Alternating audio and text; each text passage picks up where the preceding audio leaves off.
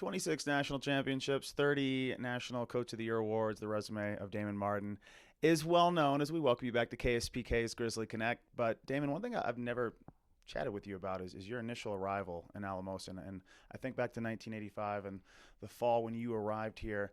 We hear a lot of coaches that have been a part of Adams State, and they say even in the last 3-4 years, the transformation of the campus, the university, is incredible. So when you can go back 28 years and look at the transformation during your time, what does it all mean? Brian, I think probably one of the things I'm most excited about Adams State is that it's always been a wonderful opportunity for kids to get their education and to compete athletically and to do great things there. I think probably as far as the infrastructure, I think when I first started recruiting, I was more about, the opportunities you're going to get is in the educational system, and you're going to get, great opportunities running-wise.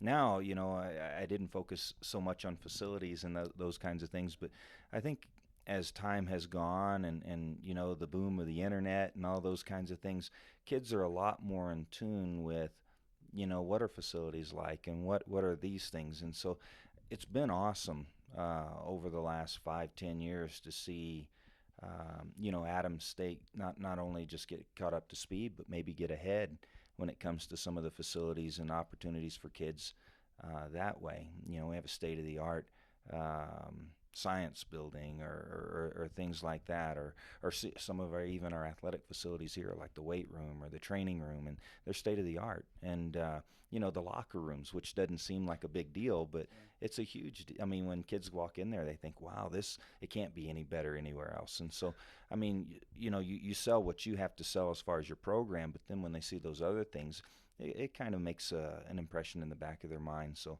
I've been really happy about the school and its advancements that way. But you have a unique insight into kind of the art of perseverance, because when you did arrive, you weren't upset about infrastructure or what you didn't have. You made the most of what you did have. And there's a lot of coaches who feel like they're owed something early in their career. I mean, it was 3+ years before you had the chance to be an interim coach when Coach Vigil went to Seoul for the Olympic Games. Then you made the most of your opportunity. How do you think your unique insight can help other coaches? Bryant, when I first came, I mean, to give credit, I was a graduate assistant, and when I first started, I was 21 years old. And so for me, the opportunity to get to work in a program like this and get my start, was like, I can't believe how lucky I was and how fortunate. And not only that, but to be mentored by Coach Vigil, and those opportunities are few and far between in this world. And I felt like I was hand plucked, and so I really worked hard to try to make the most of that situation. And I, like any other person, I thought I was only going to be here for a couple years and move on, and it just kind of stuck, and so I think my perspective is at the beginning, I felt like I was really fortunate. I didn't really worry about, the things that we didn't have or the facilities or this or that.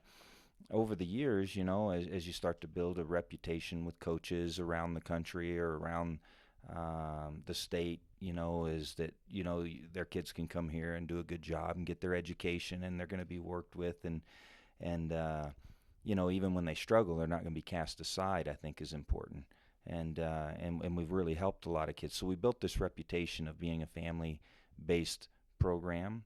And so I think as I've gone through that part of it, I didn't really focus on those other things. It's just been awesome lately to get all these nice things. It's like, geez, it's a bonus or whatever.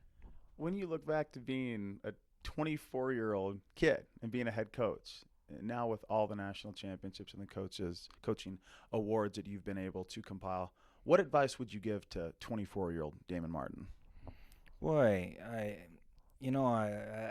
don't, I look back and I know that I'd say work hard, and not only work hard but study successful programs, and by that I think that I was so fortunate that I walked into a situation, and I really was a pretty astute learner when it came out, to this part of my job or it was what I wanted to learn or what I wanted to know about. And so I really took a lot of time and I asked a lot of questions of Dr. Vigil, and then not only that, he was the national director of coaching education, and so there were so many opportunities to learn from other people that he was involved with, that we would go to conferences or national education, coaching education platforms, and so I would be able to rub shoulders with some of the best coaches in the country and ask them questions, and they were so helpful. I mean, they would give me insights to things that I hadn't even thought of,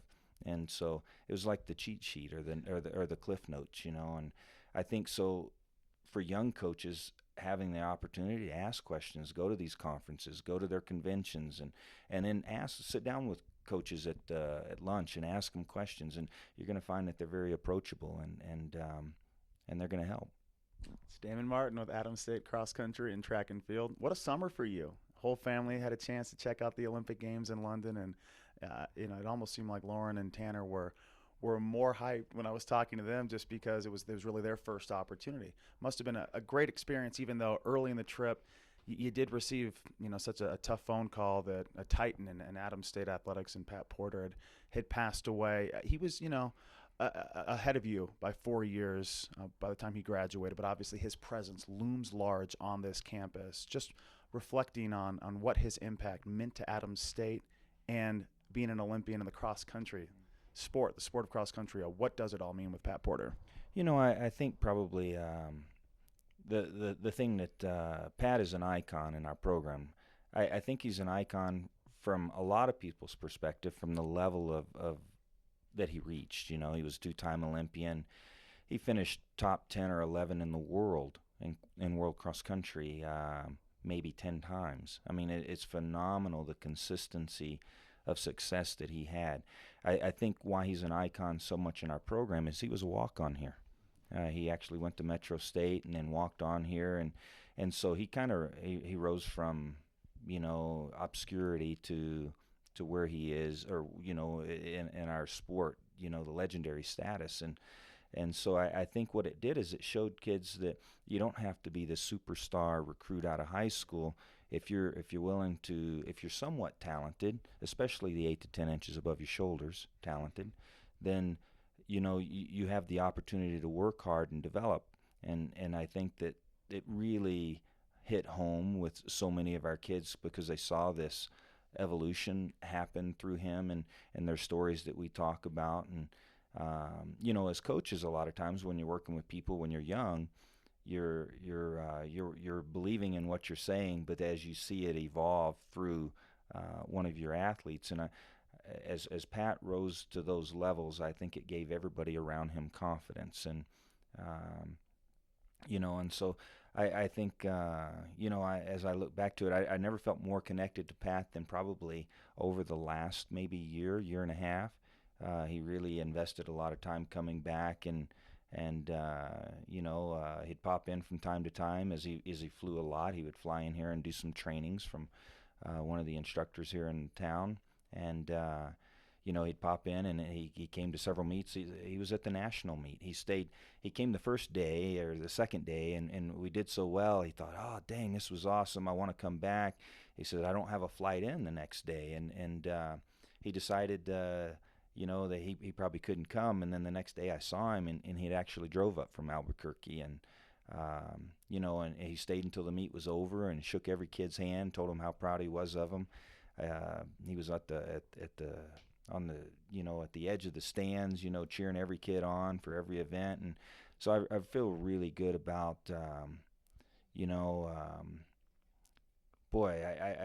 as far as my memories go, he had such a wonderful career, but also it kind of evolved and come full circle to where he was supporting the program at a certain level. And so I was really proud of that and his contributions. That's a great point, because Pat Porter not only inducted into the Hall of Fame in the RMAC before he passed away, but he saw championship number 26 in the RMAC, which now evens the NAIA total. So he was a part of building that NAIA championship, those 26 championships. Now you have 26 RMAC D2 championships to go along with the national championships, kind of the passing of the baton between Pat Porter and the program. Coach, thank you so much. Thank you, Bryant. It's Damon Martin with Adams State Cross Country and Track and Field. This is KSPK's Grizzly Connect.